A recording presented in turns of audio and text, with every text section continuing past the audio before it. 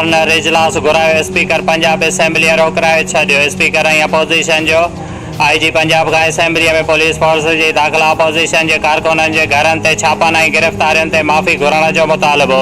Punjab assembly जो budget इजलास 6 कलाक ताख़ीर जो शिकार, हमज़ा शहबाज़ असेंबली पहुची वियो। इलेक्शन कमीशन हमज़ा ऐं मरियम खां अहकामात वठंदी आहे। हर हफ़्ते हल्का बंदी ते ॻाल्हि ॿोल थींदी आहे। इमरान खान इलेक्शन कमीशन ते नून लीग सां मिलण जो इल्ज़ाम लॻाए छॾियो। इस्लामाबाद में किसान कन्वेंशन में ख़िताब कंदे चयो त हुकूमत जमहूरियत जी न पर पंहिंजा केस ख़त्म कराइण आई आहे। हारियुनि जे मामलनि ते तवजह न ॾिनी त फूड सिक्योरिटी मसइला पैदा थींदा।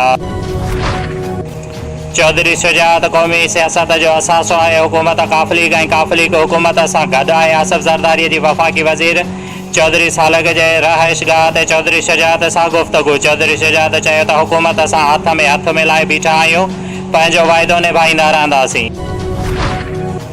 जमायत इस्लामी सिंध जे अमीर ऐं अॻूणे MNA मोहम्मद हुसैन महनती चयो आहे त इस्लामी निज़ाम ऐं ईमानदार क़यादत ई अवाम जा मसइला हल करे सघे थी। IMF मां निजात ऐं मुल्क खे बहराननि मां कढी सघनि था। अॼु सिंध सूरनि में आहे। सिंध मथां टियों भेरो PPA जी हुक्मरानी बावजूदि अवाम साफ़ पाणी, बेहतर तालीम तोड़े सिहत जे बुनियादी सहूलतुनि खां महरूम। रोड रस्ता नालियूं तबाह, जॾहिं त शहर खंड रात जो ॾेख ॾेई रहिया आहिनि।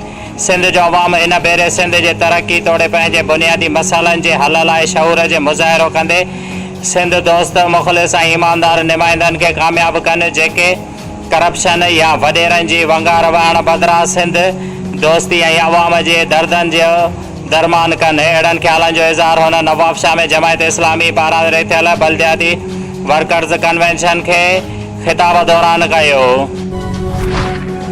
जंहिंमहिल शाख जे पुछड़ीअ जे आबादगारनि पारां ज़रई पाणीअ जी हथरादू खोट ख़िलाफ़ मुरीद खोसो सतार, रिंद मोहम्मद पनाह, रिंद हबीबुल्ला रक्षाणी, अली नवाज़ खोसो ऐं ॿियनि जी अॻुवाणीअ में नवाबशाह प्रेस क्लब ॿाहिरां एहतिजाजी मुज़ाहिरो कंदे इरिगेशन इंजीनियर ज़ुल्फ़कार खोसो जे पुतलीअ जे जनाज़े निमाज़ पढ़ी वई।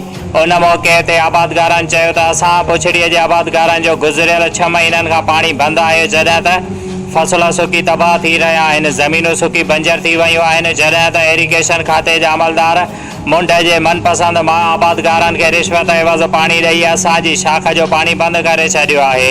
हुन चयो त असां मुसलसल 1 महीने खां एहतिजाज करे रहिया आहियूं, लेकिन असांजी केर बि ॿुधण लाइ तयारु न आहे। हुननि मुतालबो कयो त जंहिंमहिल शाख में पाणी छॾियो वञे त जीअं असां पुछड़ीअ जे आबादगारनि खे पाणी मिली सघे, ॿी सूरत में सख़्तु एहतिजाज कयो वेंदो।